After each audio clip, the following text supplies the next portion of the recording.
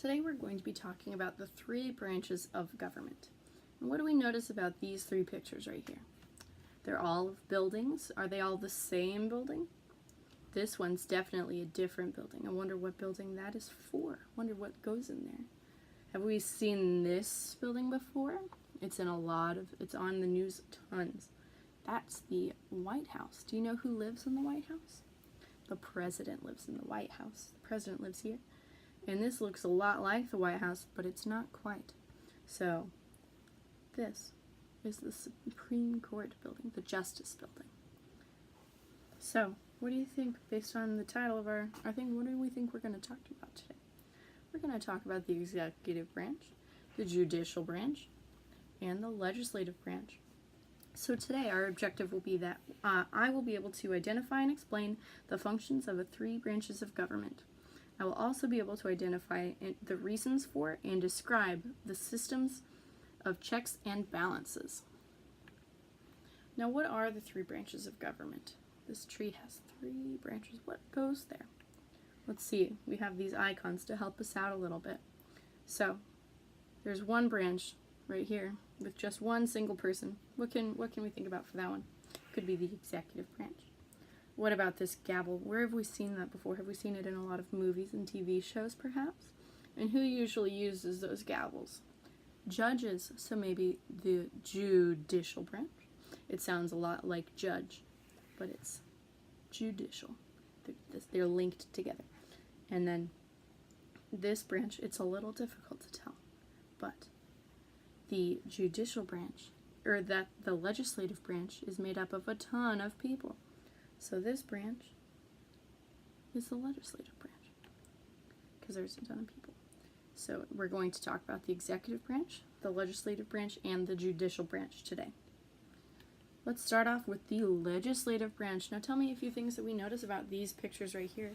Right here we see the legislative building. We saw that earlier on the first slide. And then we see these two, they look very similar, but two different rooms filled with tons of people. Now, which one has more people? The top one or the bottom one? Oh, the top one has a lot more people than the bottom one. And I wonder why that is. Oh, well, this is the House of Representatives, and this on the bottom here is the Senate. Does anybody know the difference between the House of Representatives and the Senate? Well, the House of Representatives is based on state population. So each state has a number of representatives based on how many people live in the state. So, for instance, the state of Montana has a very few number of people. So they have maybe one or two representatives in the House of Representatives, and the state of California has a ton of people. So they have a ton of people in the House of Representatives. So California has a ton of people in the population, so they have a ton of representatives. And the state of Montana has a little population, so they have fewer people in the House of Representatives.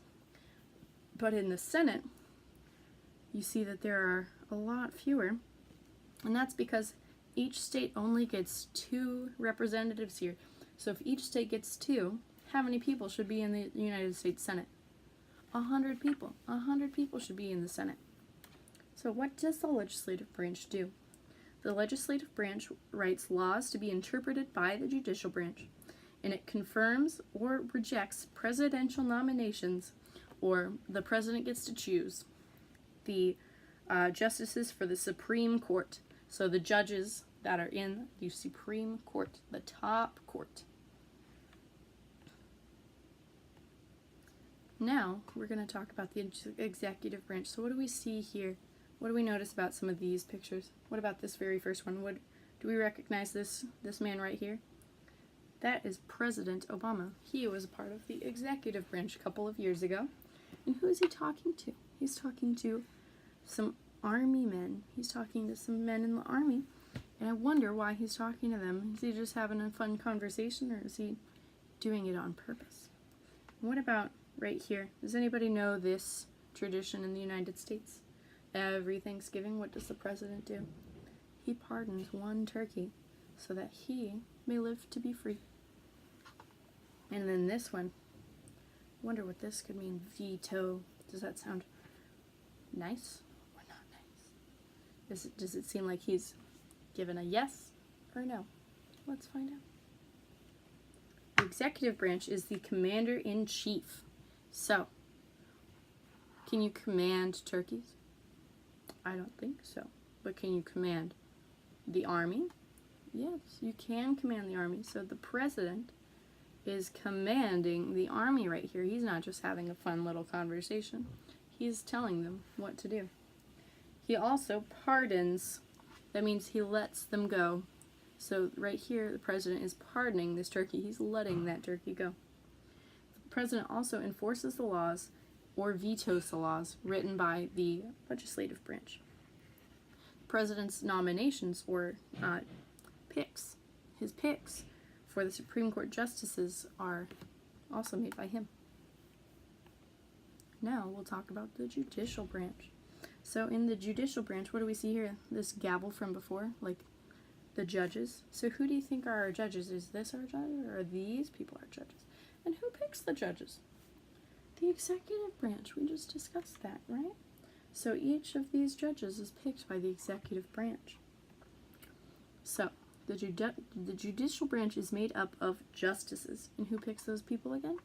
The executive branch. The president nominates or picks justices. The judicial branch and all of these justices, they interpret or make sense of the laws made by the legislative branch. This legislative branch, so does the executive branch write the laws? Does the judicial branch write the laws? Or does the legislative branch write the laws? The legislative branch writes the laws, but these people, interpret them to make sure that they're good and they're high quality. Now, the system of checks and balances, what is it? Each branch checks on each other to make sure that there's a balance. Now, what do you think the balance is for? Is it to make sure everybody weighs the same, do you think? Or what do you think it could be? Balance of power and strength, perhaps? Well, let's find out. Checks and balances is a way to make sure that no branch has all of the power. So if only the executive branch could make the laws or interpret the laws, what if we got a bad president and he just made all of these terrible laws, like having school every day, even on the weekends? That would not be okay. There needs to be a legislative branch to make sure that the legislative and judicial branch to make sure that the executive branch isn't going a little crazy with power. So, checks and balances for each branch has its own checks and balances. The legislative over here, the executive, and the judicial. So the legislative branch checks on the executive branch by confirming or rejecting presidential nominations for the judicial branch. So he makes sure that the executive branch doesn't put just his buddies in the judicial branch. He wants to make sure that they're quality individuals. And then the legislative branch also checks on the judicial court by making sure that they're all quality people and by writing laws for the judicial branch to interpret. Now, the executive branch enforces or vetoes the laws written by the legislative branch. So he's trying to make sure that the legislative branch isn't making unfair laws or isn't violating rights. He's making sure that they're being good people. And then he also nominates and chooses the Supreme Court justices right over here. And then the judicial branch is made up of the presidential nominees. So he picks them, as we discussed. And the judicial branch also interprets the laws written by the legislative branch. So they're making sure that the legislative branch is writing only the best laws. Now, we're going to break off into an activity. We're going to get in groups of 3. Each person will be one branch of government, the legislative, the executive, and the judicial. And without talking to each other, I want you to do the following. The legislative branch will write a law about what their favorite candy is and why it's their favorite candy. The judicial branch will decide what that law means, so they're going to interpret it. And the executive branch will enforce or agree, or veto, disagree with what the law is. And if the law is vetoed, the legislative branch must begin again.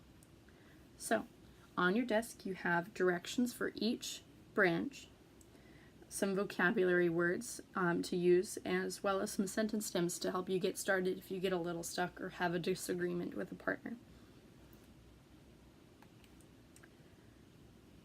And the objective for today is now we can identify and explain the functions of the three branches of government. I now can identify the reasons for and describe the systems of checks and balances. Thank you for listening.